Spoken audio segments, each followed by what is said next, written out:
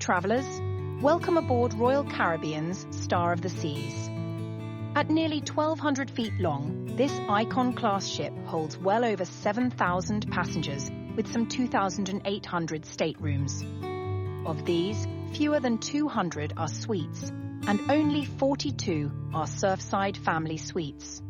But is this stateroom right for you?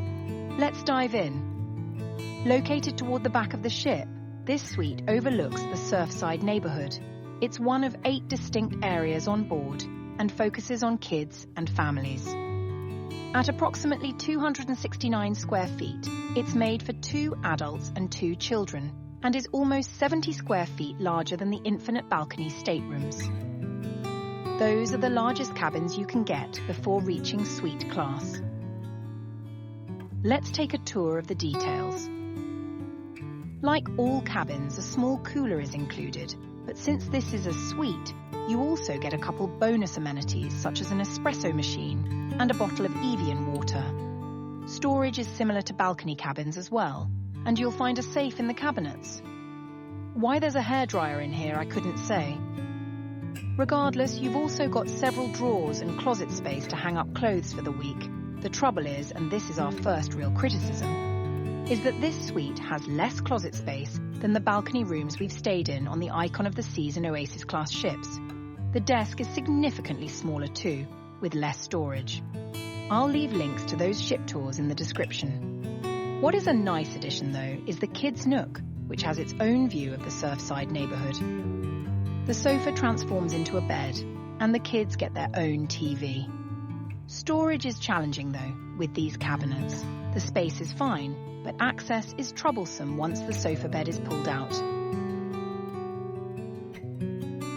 Moving to the first major benefit brings us to the split bathroom. On one side, you have the toilet and a sink. On the other, you have the vanity and a full shower. The shower especially is fantastic, being significantly larger than those in non-suite cabins. There are several more shelves for toiletries and a seat.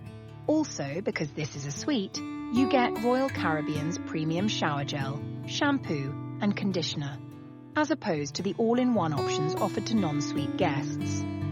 For the parents, there's a king-sized bed, which can be converted into 2 twins. More importantly, you'll find USB ports like this on both sides and throughout the cabin. However, only one is a standard USB. The other is a USB-C. Parents get their own TV as well, which pulls out. And on a small but interesting note, you may have noticed some different pillow types. On the Star of the Seas, you can actually try up to 3 pillow variations and select the ones you want. Finally, we have our balcony overlooking the Surfside neighborhood. It's 53 square feet with a window peering into the kids' nook. Seating is the same as regular balconies. But what about the suite amenities? This is the real hook for booking a room like this. We've touched on some, like the espresso, and you saw the bathrobes. These are common to all suites. Along with that, suite guests get priority boarding and departure, letting you get on and off the ship whenever you like. Guests also have access to the suite sun deck, which has dedicated pools, whirlpools, seating, and a buffet. Check that out in our full Star of the Seas ship tour.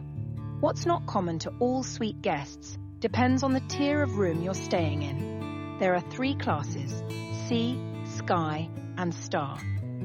At the time of this recording, the Surfside Family Suite was classified as a Sky class suite, which is highly recommended if you have extra cash to spare.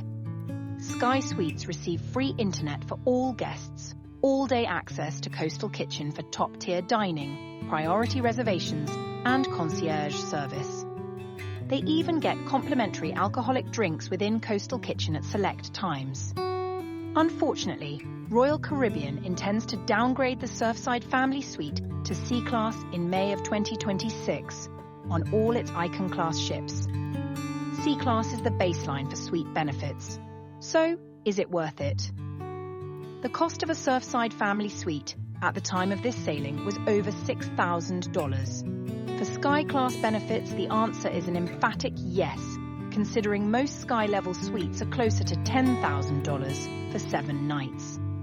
Once it's downgraded to C class, it's probably not worth it if you can get a less expensive junior suite or even an infinite balcony. Coastal Kitchen is amazing, but may not be worth the price of admission for most, and C-class guests only get access during dinner, depending on availability. Regardless of stateroom though, the Star of the Seas itself is an incredible ship and a voyage 100% worth taking.